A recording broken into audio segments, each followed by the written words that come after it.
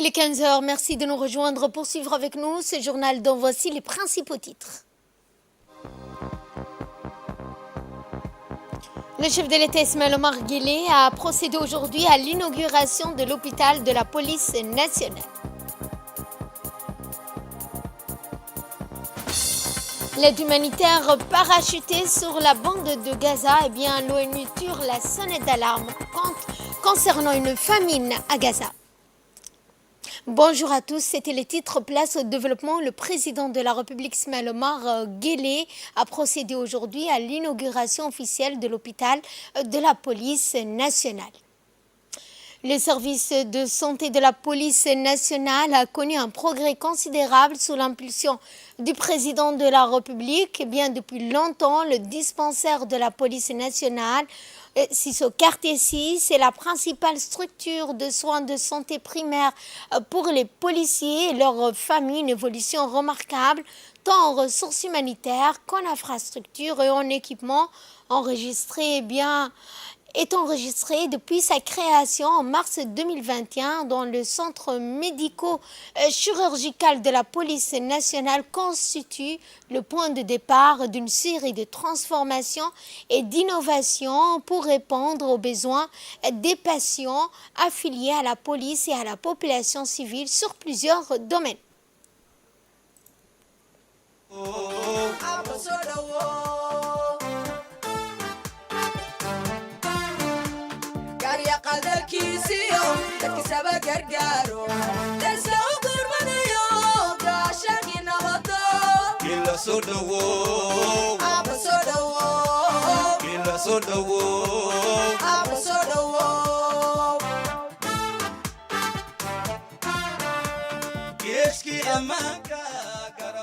Ce centre médico-chirurgical du service de santé de la police reçoit et prend en charge des patients nécessitant des soins médicaux spécialisés en médecine et en chirurgie. À son arrivée, le chef de l'État Ismaël Omar Guelleh a été accueilli par le Premier ministre Abdelkader Kamel Mohamed. Les autres membres du gouvernement, tels que le ministre de la Défense. Revenons à ce sujet en ce qui concerne la chirurgie en exploration. Il est renforcé par un service d'urgence de permanence 24 heures sur 24, 7 jours sur 7. La construction d'un bâtiment R1 a permis de reconfigurer le service de santé de la police nationale et d'atteindre ainsi un hôpital avec plusieurs services spécialisés. La capacité de l'hôpital est de 95 lits et les prestations qui y sont effectuées sont les consultations spécialisées en médecine et en chirurgie, les urgences médicales, les activités opératoires, anesthésiques ainsi que les explorations biologiques et enfin la chimiothérapie.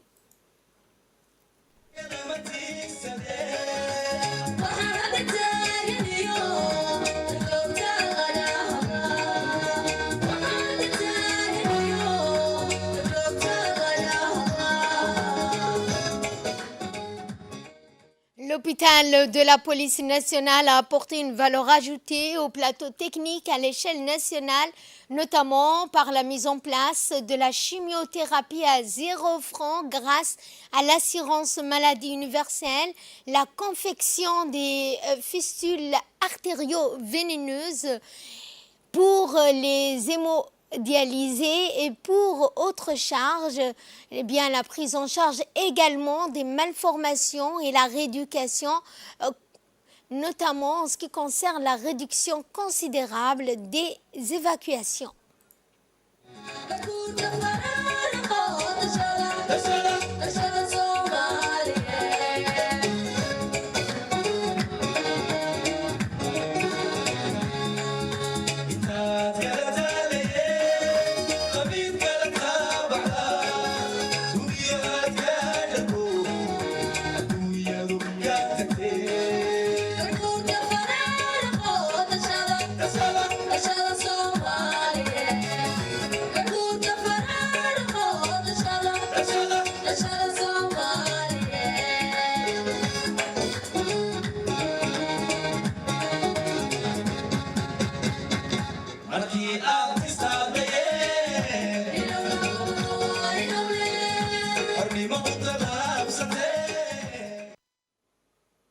Ensuite, le chef de l'État Ismaël Omar Guelleh a procédé à l'inauguration de ce centre, de l'hôpital. Le renforcement de ce centre hospitalier initié par le directeur général, le colonel Abdelrahman Ali Kain, constitue un appui aux soins de base et vise également à étendre les prestations sanitaires pour la police. Objectif étant d'améliorer la santé des policiers, de leurs familles, mais aussi la population en augmentation, l'efficience du système sanitaire de notre pays. L'établissement offre également des soins complets, pointus et performants, ainsi que des prestations privilégiant le confort et le projet parental. Ce projet de construction de l'hôpital a été associé à un programme d'amélioration des compétences destiné aux professionnels de santé impliqués dans la santé maternelle et infantile. Il obéit également à la politique sanitaire de notre pays qui range ses formations au premier rang des priorités sanitaires pour l'amélioration des systèmes médicaux en général et surtout à la diminution de la morbidité maternelle et infantile. En procédant à l'inauguration de ce bâtiment, le chef de l'État Ismaël Omar Guelleh a procédé à l'inauguration officielle de l'hôpital de la police nationale. Rappelons que cet hôpital a une capacité de 95 lits.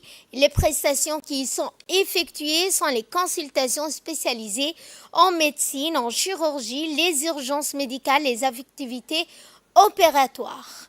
Le directeur général de la police nationale, le colonel Abdelrahman Ali Kahin, et plusieurs autres invités de marque étaient présents aux côtés du chef de l'État pour la cérémonie d'inauguration de l'hôpital de la police nationale de Djibouti.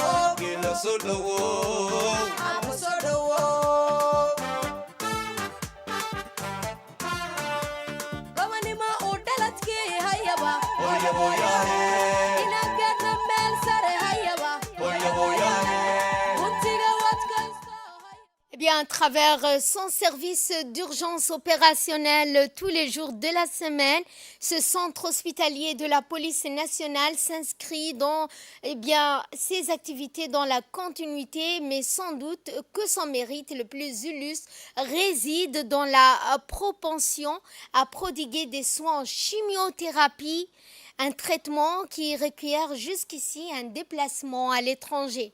L'une des capacités d'accueil, je vous le disais, est de 95 lits d'hôpital de la police nationale, alliés à l'utile à l'agréable. Ces pavillons distincts de santé sont repartis dans une série de locaux flambant neufs, débouchant sur une importante esplanade, agrémentée de jardins de verdure propices à la quiétude des patients et des convalescents.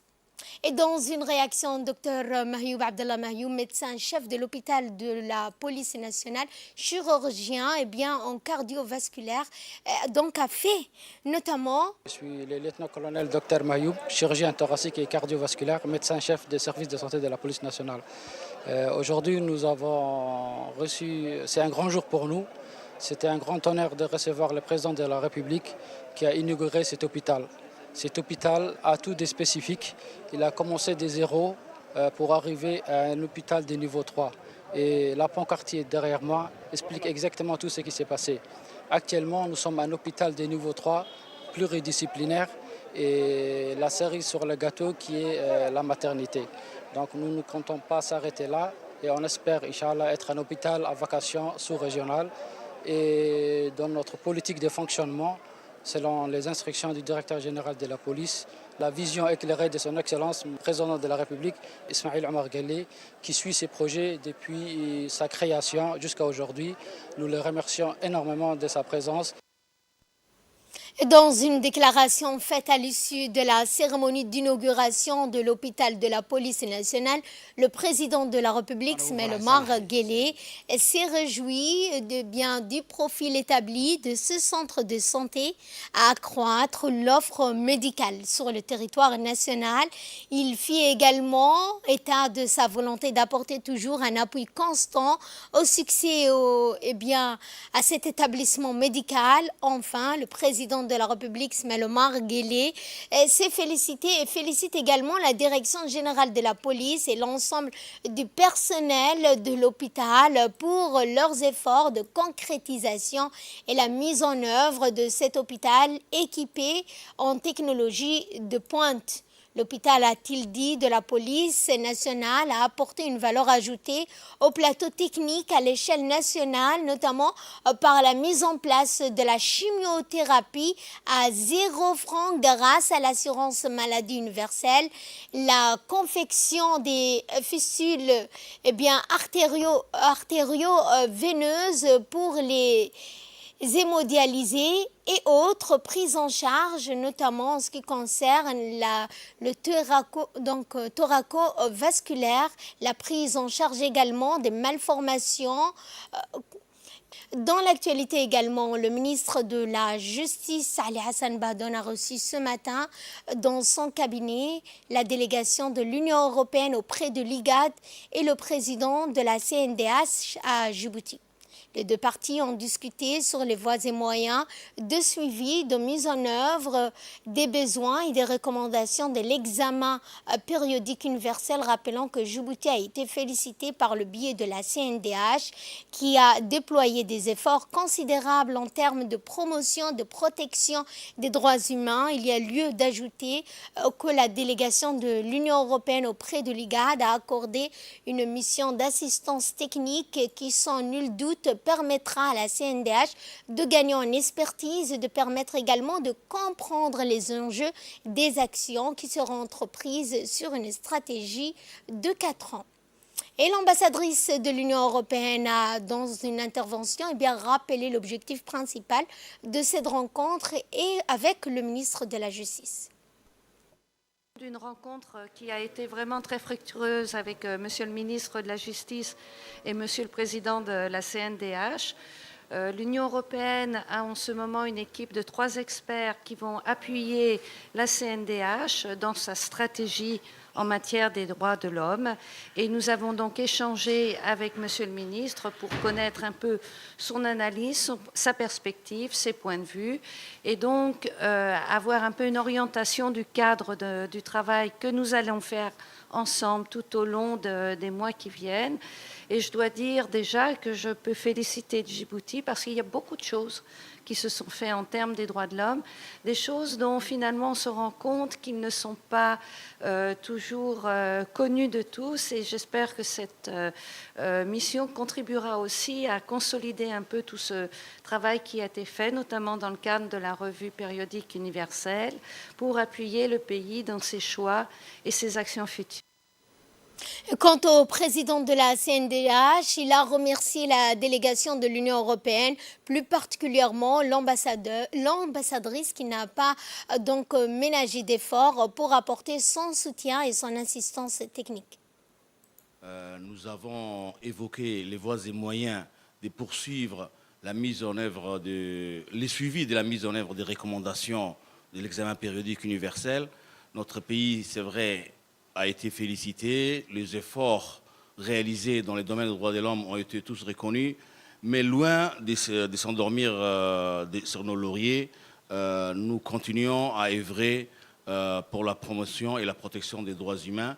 La mission d'assistance technique qui nous a été accordée par la délégation de l'Union européenne va nous permettre de gagner en expertise et de développer une véritable compréhension et articulation des enjeux et des actions qui vont être menées sur une stratégie des 4 ans. Donc l'ensemble des actions qui seront identifiées nous permettront d'avoir une cohérence d'ensemble.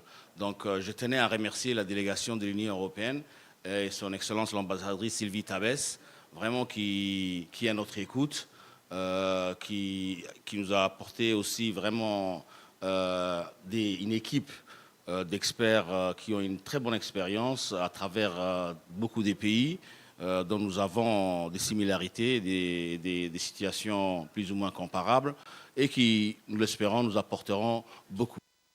Toujours dans le cadre du renforcement du partenariat entre l'Union européenne et l'IGAD, le secrétaire exécutif adjoint de l'autorité intergouvernementale pour le développement, Mohamed Abdi, au nom du secrétaire exécutif, et Madame Sylvie Tabès, ambassadrice de l'Union européenne à Djibouti et auprès de l'IGAD, ont signé hier 27 février au siège de l'IGAD une convention de financement d'un montant de 4 millions d'euros.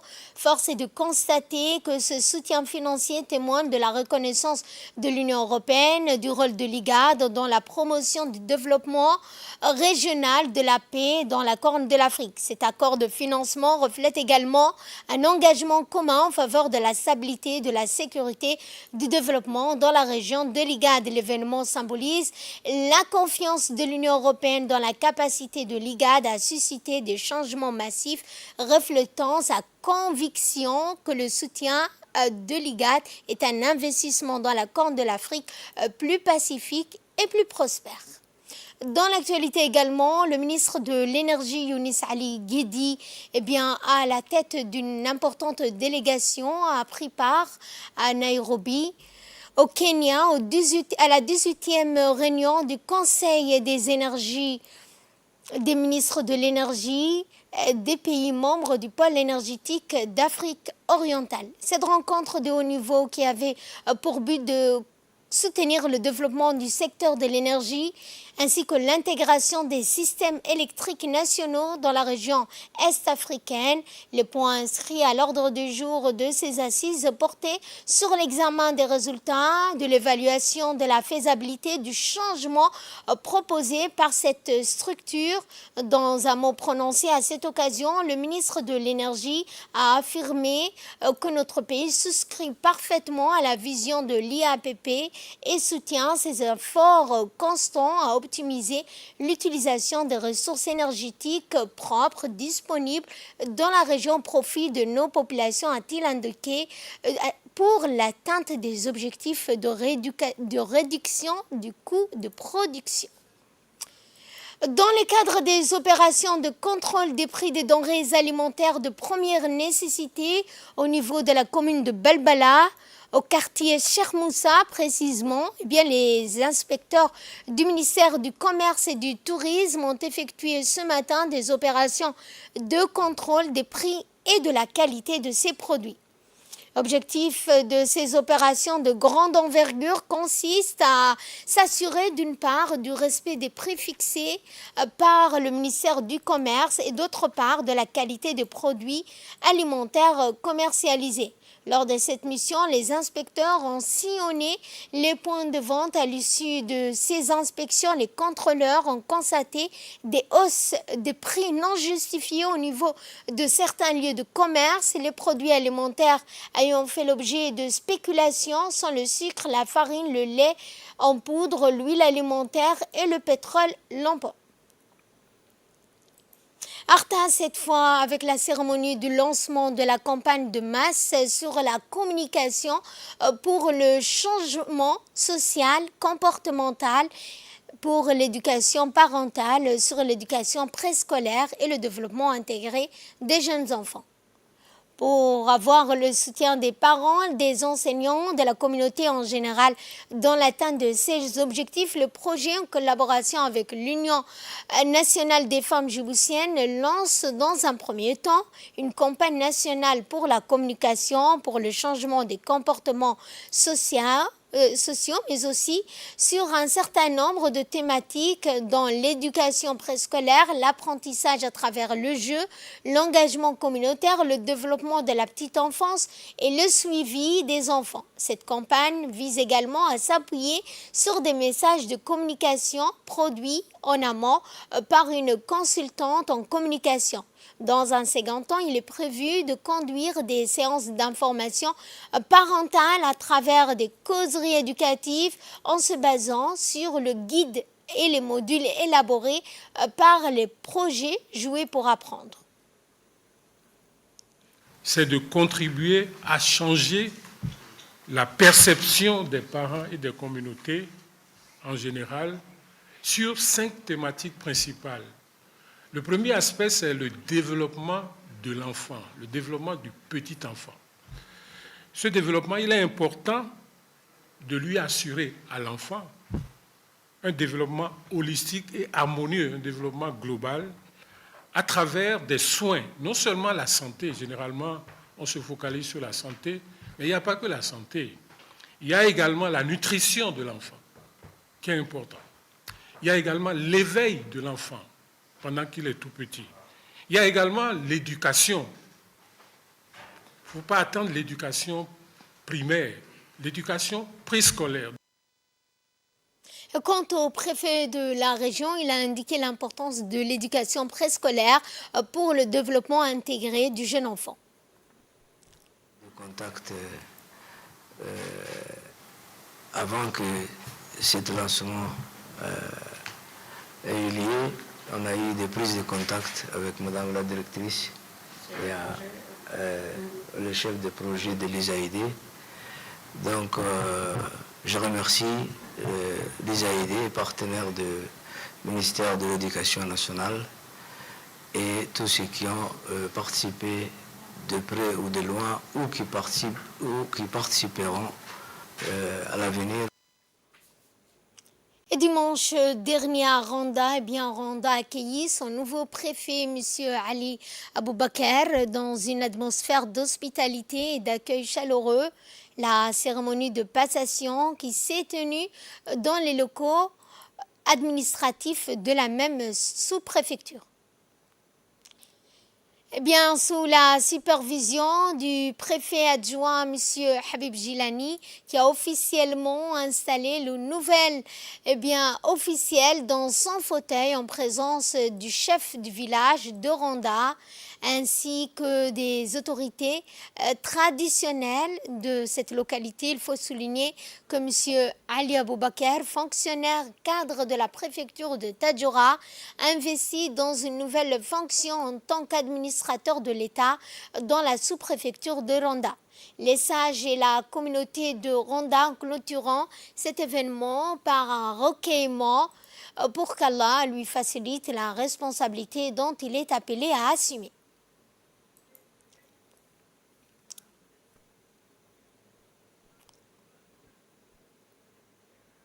Et de là, nous passons à ce qui domine l'actualité internationale. En Algérie, l'inauguration officielle de la plus grande mosquée d'Afrique. Le président Abdelmajid Tebboune a inauguré la grande mosquée d'Algérie sur le littoral méditerranéen. Le temple a été construit par une entreprise chinoise au cours des années 2010.